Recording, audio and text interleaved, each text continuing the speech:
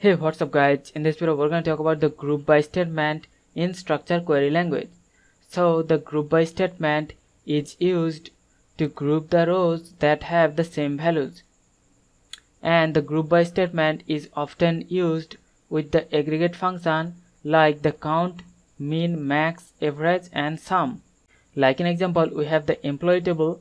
Now we can use the group by statement along with the count aggregate function, and we can count the number of employee by the gender.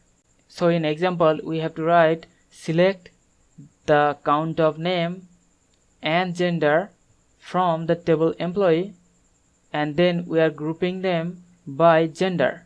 So this query will return the count of employee by the gender.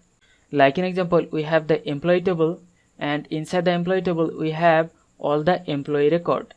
Now we can use the group by statement and we can count the number of employee by their gender. So we have to write select, and we're going to use the aggregate function, and we're going to count the number of employee, and we're going to select the gender from the employee table. And now we're going to use the group by statement and we're going to group them by gender. So if we just execute that, so you can see we have the output. We have 3 male employee and 1 female employee.